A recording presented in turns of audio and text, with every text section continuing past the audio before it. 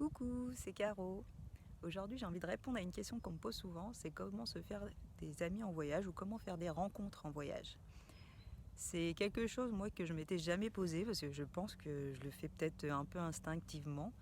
Le fait aussi de se retrouver seul en voyage, finalement, tu te poses plus la question, tu es obligé d'aller vers les autres. Donc ça va être quelque chose que tu vas faire naturellement de toute façon que d'aller chercher à socialiser à un moment ou à un autre parce que tu n'as pas envie d'être seul 24 heures sur 24. Mais j'ai réfléchi quand même et il y a peut-être 3 choses que je peux te partager qui pourront t'aider. La première des choses, c'est quand tu arrives quelque part, c'est peut-être de sélectionner l'endroit où tu vas rester et d'aller notamment dans les auberges de jeunesse. Les auberges de jeunesse, il y a des dortoirs. Et même si tu n'aimes pas forcément partager les dortoirs et parce que tu préfères une intimité, le dortoir, ça a l'avantage que tu vas te retrouver avec plein d'autres voyageurs dans ta chambre. Et que ça te donnera l'occasion d'aller vers eux, d'aller te faire des amis, de poser des questions et puis de peut-être d'établir assez vite des liens avec des gens qui ont le même intérêt que toi. La deuxième chose que je pourrais te dire, c'est d'aller t'inscrire sur des sites comme Couchsurfing, qui est un site notamment d'échange entre voyageurs, où tu peux aller dormir gratuitement chez des gens.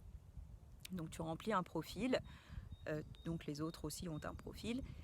Moi, quand je fais mes recherches, je cherche des gens avec qui j'ai des intérêts communs, des gens qui vont pouvoir me plaire sur le plan euh, des discussions. Je regarde quelles sont leurs passions, qu'est-ce qu'ils font dans la vie, si ça m'intéresse, si je sens que je vais pouvoir échanger avec eux facilement. Comme ça me permet, quand j'arrive chez eux, d'avoir vraiment un contact assez rapide. Et puis, ces gens-là, des fois aussi, te présentent d'autres amis. Donc, ensuite, ça t'amène à découvrir déjà toute une communauté, comme si tu étais en fait invité déjà chez des amis. Il arrive aussi chez les couchsurfers que tu rencontres d'autres voyageurs comme toi. Et du coup, tu peux faire un bout de chemin aussi avec eux parce que souvent, évidemment, tu noues très vite des liens avec les gens qui sont là avec toi. Et puis le dernier petit truc que je voudrais te donner, c'est de surtout, même si tu es très timide, d'aller au-delà de ta timidité. C'est le truc à dépasser. Et aller poser une question à quelqu'un, c'est un super moyen de nouer contact. Tu vas demander un renseignement, tu vas demander même aux gens dans la rue, dans le bus, euh, ou même si tu veux le faire dans les auberges. Tu vas poser une question et tu demandes à quelqu'un de l'aide aussi. Les gens sont toujours prêts à t'aider, les gens sont super ravis de pouvoir te renseigner.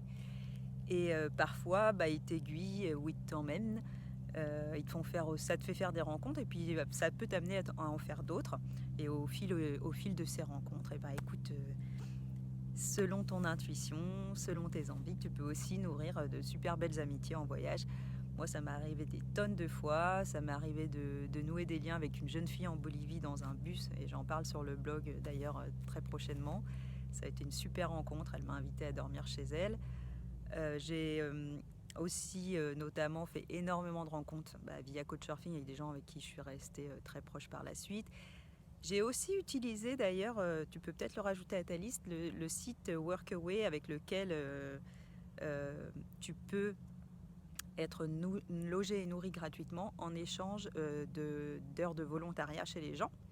Et ça, c'est aussi un super moyen pour faire des rencontres. Parce que ces gens-là ont toute une communauté. Comme tu habites chez eux, tu vas rencontrer toute cette communauté. Et puis, encore une fois, il y a beaucoup de chances que tu rencontres d'autres voyageurs avec qui, après, tu pourras faire un bout du chemin. Et par exemple, moi, j'ai rencontré une super Anglaise quand j'étais en Nouvelle-Calédonie. On faisait le ménage dans un gîte toutes les deux. Et moi qui suis un peu peureuse, elle m'a amené faire du stop dans Nouvelle-Calédonie. Et ça a été une sacrée aventure. On s'est retrouvés au bout de nulle part avec la marée qui montait. Euh, on s'est fait prendre en stop finalement par un gendarme. Et on était assis à l'arrière de son camion rempli de noix de coco. Donc voilà, ça te fait vivre des tas d'aventures que d'aller au-devant des autres. Voilà, écoute, je te souhaite une belle journée. Je te dis à demain. Et puis voilà, je te donnerai un autre petit truc de voyage. Allez, salut!